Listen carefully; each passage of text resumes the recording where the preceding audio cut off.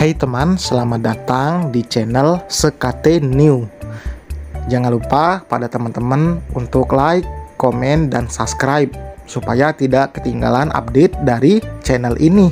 Mimin ucapkan terima kasih. Selamat menyaksikan. CEO Angkuh bab 74. Selamat pagi teman. Mimin akan menemani pagi hari teman. Mimin lagi mau cari novel baru juga ini. Kira-kira ceritanya teman-teman suka seperti apa sih? Tulis di kolom komentar ya, kasih Mimin ide. Oke, Mimin tunggu. Terima kasih. Langsung saja kita mulai. Fikrah, Mami kan udah bilang. Nakal banget sih. Ampun Mi. Fikrah meringis saat telinganya dijewer Mami Safa dan digiring menjauh dari depan kamar agar Rumah Isa tidak melihatnya. Makanya kalau Mami ngomong itu dengerin. Ngeyel banget dikasih tahu tuh. Fikrah mengelus telinganya yang merah karena jeweran Mami Safa. Aku kan cuman mastiin aja Mi, tapi kok lihat Piren bisa nggak mual gitu, padahal wajahnya sama. Mami Safa memutar bola matanya malas. Ya nggak tahu, namanya juga orang hamil. Pasti bayinya udah ngenali papanya. Mana ada kayak gitu Mi. Jangan-jangan Rum cuma mau ngerjain aku doang. Fikrah kembali meringis karena sekarang perutnya yang dicubit. Mami Safa kesal dibuatnya. Wajar jika tangan wanita parubaya itu tidak bisa diam. Gatal jika tidak membuat Fikrah meringis. Anak satu ini memang susah dibilangi. Jadi wajar Mami Safa gampang marah jika berhadapan dengan Fikrah.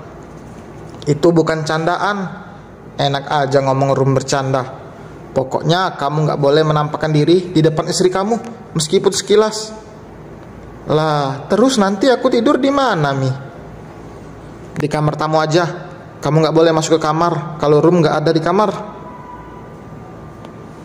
Fikrah meringis. Masa gak boleh masuk ke kamar sendiri sih Mi? Ia masih tidak terima. Kamu itu harus pengertian. Rum lagi hamil. Pokoknya kamu harus dengerin Mami. Kasihan tahu kalau dengan enggak lihat kamu dia enggak mual, berarti emang bagusnya kamu jangan muncul. Terang Mami Safa enteng.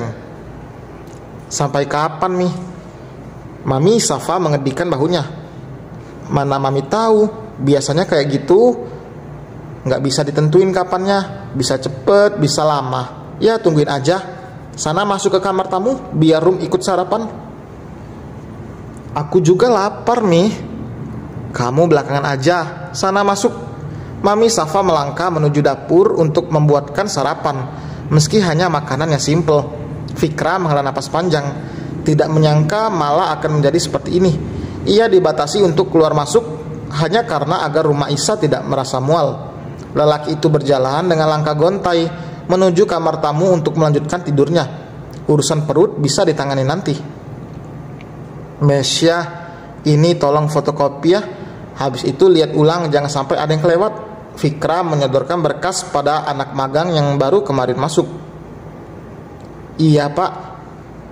Oh iya, yang kemarin gue kasih lo, udah pelajarin kan? Sudah Pak. Lo boleh keluar. Gadis berhijab itu mengangguk dan keluar dari ruangan Fikrah.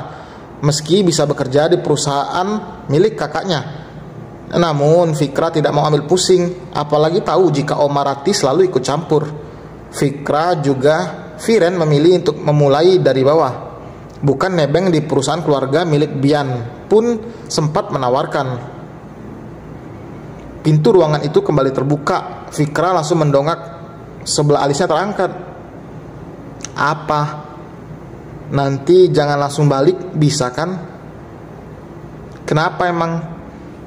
Kita harus bahas ulang soal yang kemarin, tapi nggak di kantor. Fikrah jelas menyetujui, karena ia juga pulang tidak akan bisa bergerak bebas seperti biasanya. Ia berpikir untuk pulang terlambat, agar tidak bertemu dengan Rumah Isa. Memilih sekalian makan di luar, karena di rumah pun nanti ia akan makan sendiri setelah yang lain selesai. Fikrah meraba meja untuk menemukan ponselnya karena pandangannya masih fokus pada MacBook di depannya. Saat benda pipi itu di depan mata, baru ia mengalihkan pandangan. Jangan pulang telat, apalagi nongkrong dulu. Ia menghela napas panjang mendapat pesan dari Mami Safa. Aku masih ada kerjaan, Mi. Mungkin pulang telat. Tolong jagain room. Aku juga ada di rumah, nggak bisa jagain dia. Setelah membalas pesan kembali, Fikra fokus untuk menyelesaikan pekerjaannya. Belum ada lagi pesan balasan dari Mami Safa. Kali ini Fikra memang tidak beralasan, karena memang ini soal pekerjaan. Setidaknya ia tidak menghindar dari tanggung jawabnya sebagai suami dan calon ayah. Fikra saja kebingungan untuk menjaga sang istri jika wanita itu saja enggan berdekatan dengannya. Jika keluarganya yang lain tahu, sudah pasti Fikra akan ditertawakan. Nanti malam Hanin mau double date sama kalian. Pesan lain masuk membuat Fikra berdecak kesal. Gue sibuk, lagian room gak bisa kemana-mana, lain kali aja. Emang room kenapa? Balas Bian. Hamil. Bisa berkembang biak juga loh. Kembali jawab Bian. Gue normal kali, ujar Fikra. Jangan sampai nanti anak lo keluarnya mirip mantan karena lo gamon, tulis Bian. Fikra mencebik, enggan untuk melanjutkan pembahasan dan menonaktifkan ponselnya agar pekerjaannya juga lekas selesai. Sesuai rencana, selesai jam kantor, Fikra bergegas menuju tempat tujuan, tempat di mana biasa ia membahas pekerjaan selain di kantor. Berhubung Pras masih ada sedikit urusan, membuat Fikra berangkat sendiri dan menunggu di sana. Sekalian Fikra makan, karena tadi siang ia bahkan tidak sempat untuk makan. Sebelum dinyatakan hamil, Rumah Isa bahkan sering menawarkan pada suaminya untuk membawa bekal. Namun lelaki itu selalu menolak dengan berbagai alasan.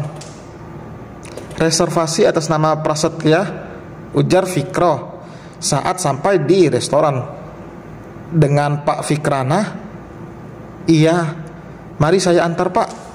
Fikra mengikuti wanita itu dari belakang hingga sampai di depan ruangan yang sudah dipesan.